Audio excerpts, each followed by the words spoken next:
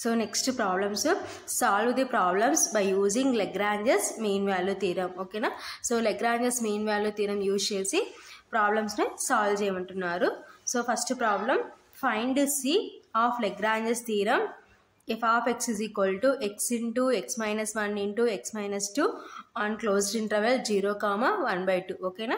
So C value find out cheyali. Manaki f of x em ichcharante x into x minus 1 into x minus 2 on closed interval 0, 1/2. Okay na? Solution, given f of x is equal to x into x minus 1 into x minus 2. Okay na? So ఇప్పుడు ఏం చేస్తామంటే దీన్ని మనం ఒకే multiplication చేసి ఒకే ఫామ్లోకి తీసుకుని వద్దాం. So ఇక్కడ product ఫామ్లో ఉన్నాయి కాబట్టి ఫస్ట్ ఈ రెండింటి మల్టిప్లికేషన్ చేసి x into X X square minus X into 1 X into X minus 2. ఓకేనా? That is equal to, so మళ్ళీ దీంతో మల్టిప్లికేషన్ చేసి ఎక్స్ స్క్వేర్ ఇంటూ ఎక్స్ అంటే X cubed minus X into X X square. So ఈ మొత్తాన్ని first ఎక్స్తో multiplication చేసుకున్నాం. మళ్ళీ దీన్ని -2తో మల్టిప్లికేషన్ చేద్దాం. ఎక్స్ స్క్వేర్ ఇంటూ -2 అంటే -2 x square, minus into minus plus x into 2 2x. ఓకేనా? That is equal to x cubed. So minus x square minus 2x square అంటే minus 3x square plus 2x. ఓకేనా? So ఇది f of x యొక్క సింప్లికేషన్. ఓకేనా? So next first one ఏంటి, f of x is continuous on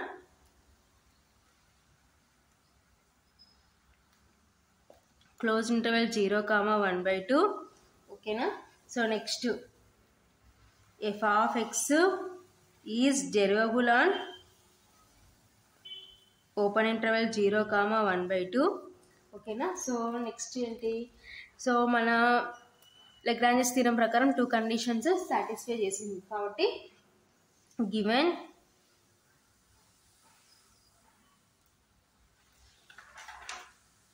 function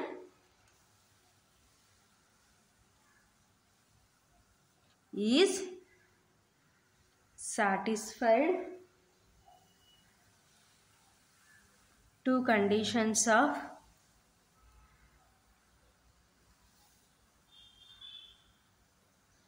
Lagrange's mean value theorem. ఓకేనా? So Lagrange's mean value theorem ప్రకారం మనకి ఇచ్చిన ఫంక్షన్ 2 కండిషన్స్ సాటిస్ఫై చేసింది. తర్వాత నెక్స్ట్ ఏంటి, so Lagrange's mean value theorem యొక్క స్టేట్మెంట్ ప్రకారం మనం ఏం రాసుకోవచ్చు అంటే next then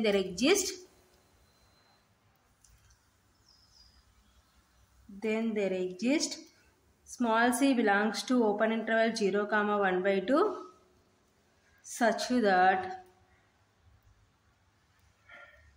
f dash of c is equal to, so f dash of c కి ఫార్ములా ఏంటి, f of b minus f of a divided by b minus a. ఓకేనా? So f dash of c కి formula ఏంటంటే f of b minus f of a divided by b minus a. ఓకేనా? So f dash of c is equal to, ఇక్కడ మనకి b ప్లస్లో ఏముంది, మన interval close interval 0, 1/2 కదా. సో కాబట్టి a is equal to 0, b is equal to 1/2. కాబట్టి substitute చేస్తే f of 1/2 minus f of 0 divided by b అంటే 1/2 మైనస్ 0. ఓకేనా? సిన్స్, సో ఇక్కడ a is equal to 0, b is equal to 1/2.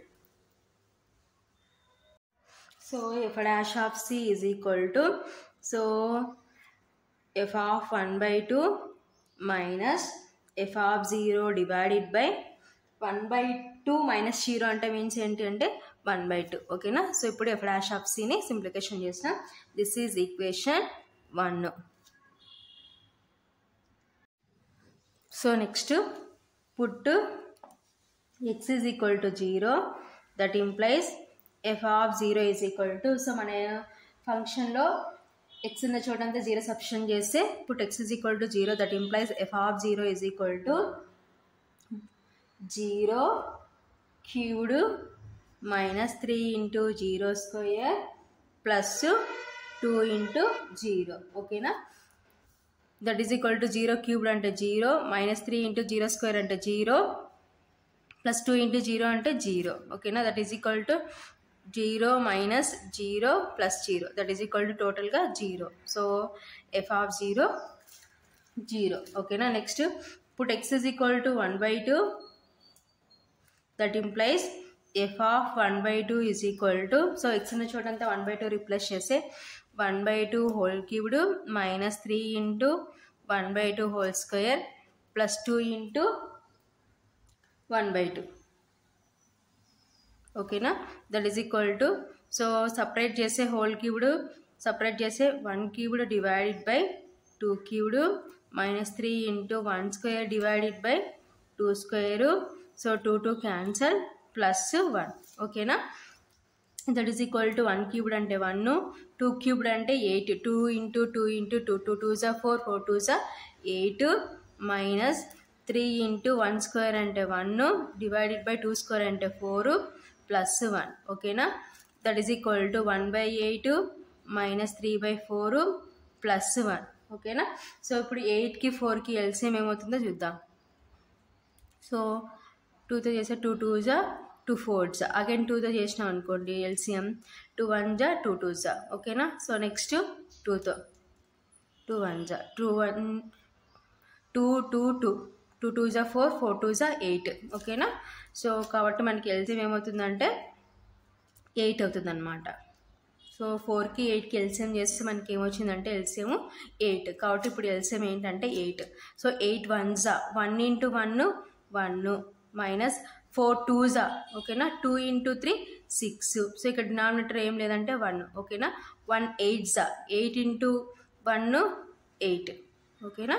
So that is equal to, so ప్లస్లన్నీ add చేద్దాం. 8 plus 1 9 minus 6 divided by 8, ఓకేనా.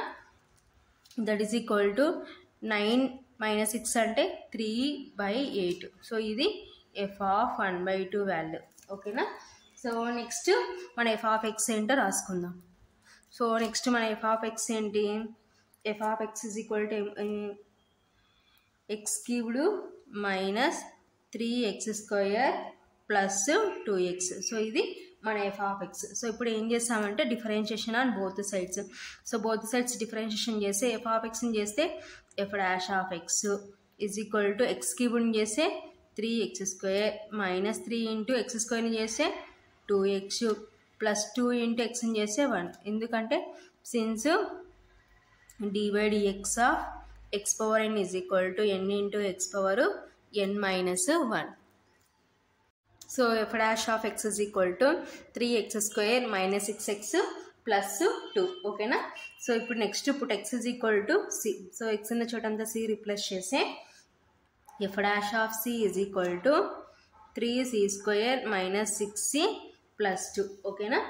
So ఇప్పుడు మనకు కావాల్సిన values F dash of C వచ్చేసినాయి, ఎఫ్ ఆఫ్ 2 వచ్చేసినాయి, ఎఫ్ ఆఫ్ 0 వచ్చేసినాయి, ఓకేనా. సో ఇవన్నీ తీసుకొని మనము మన ఎఫ్ డాష్ ఆఫ్ సిలో రిప్లేస్ చేద్దాం, ఓకేనా. సబ్స్టిట్యూట్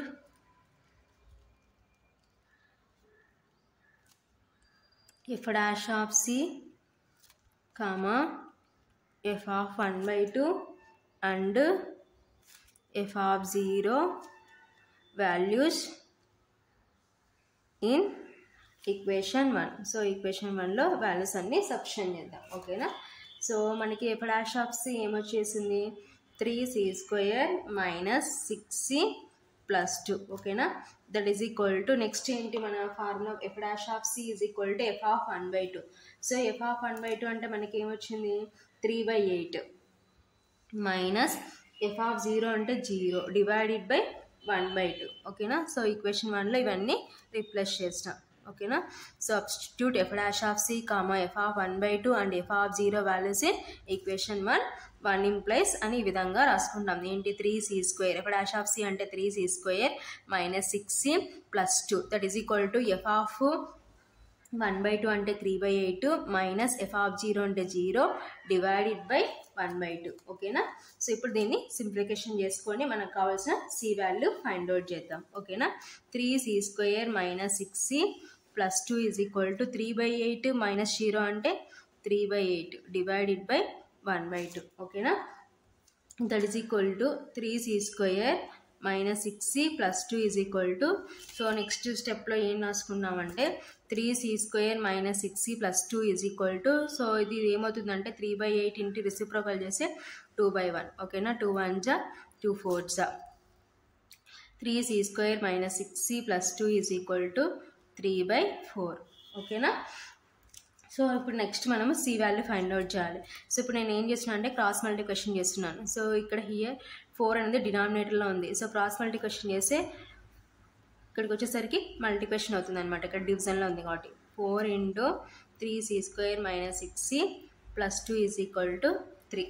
ఓకేనా, సో ఇప్పుడు 4 లోపల మల్టిప్లికేషన్ చేస్తే 4 3s are 12c square minus 4 into 6 24c plus 4 2s are 8 is equal to 3. ఓకేనా, సో ఈ 3 అనేది మనకి కాన్స్టెంట్ కాబట్టి ఇటు సైడ్ పంపిస్తే మైనస్ అవుతుంది అనమాట. ఇక్కడ ప్లస్ ఉంది కాబట్టి ఇటు సైడ్కి వచ్చేసరికి మైనస్ అవుతుంది.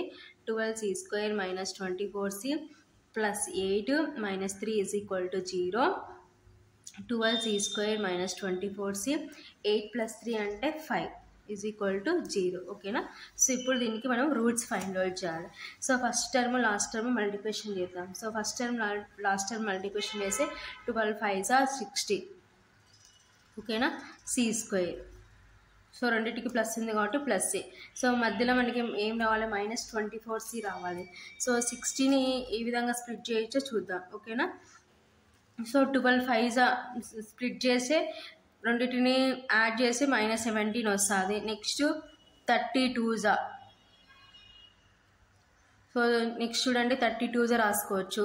సో 30 మైనస్ 2 అంటే ఇక్కడ మైనస్ ఇక్కడ మైనస్ పెట్టుకున్నాం అనుకోండి, మనకి రెండు ఏమవుతాయి మల్టిప్లికేషన్ చేసి మైనస్ మైనస్ ప్లస్ 30 ఇంటూ 2 అంటే 60 సి ఇంటూ సి స్క్వేర్. ఓకేనా, సో వీటిని యాడ్ చేస్తే మైనస్ 32 వస్తుంది. నెక్స్ట్ 12c 5c లాగా స్ప్లిట్ చేసినాం అనుకోండి, సో యాడ్ చేస్తే మైనస్ 17c వస్తుంది. కాబట్టి ఇంకా ఏ ఆప్షన్లు లేవన్నమాట మనకి.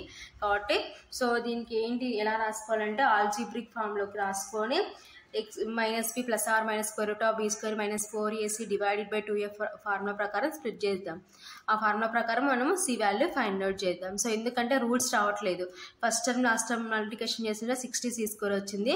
సో ఈ విధంగా స్ప్లిట్ చేస్తే మనకి రూల్స్ రావట్లేదు అనమాట. ఓకేనా, సో 60c స్క్వేర్ ఏం రాసుకోవచ్చు 32s.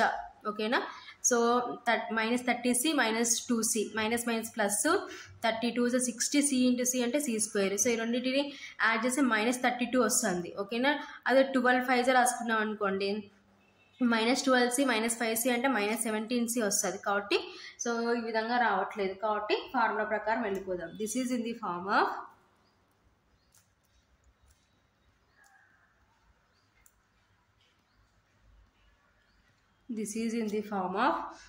ax square plus bx plus c is equal to 0. Then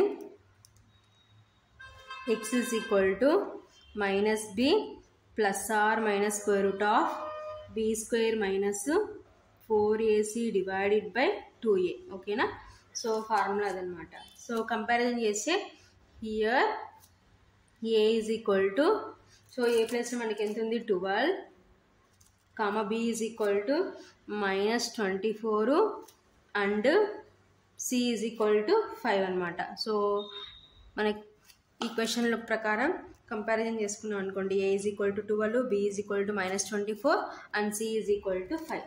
ఓకేనా, సో ఇప్పుడు సో మనకి ఈక్వేషన్ సీలలో ఉంది కాబట్టి ఎక్స్ప్రెస్లో ఏమొస్తుంది అంటే సి వస్తుంది. మైనస్ బి అంటే minus of minus 24 plus or minus square root of B square అంటే minus 24 whole square. Next minus 4 into A అంటే 12, సి అంటే 5.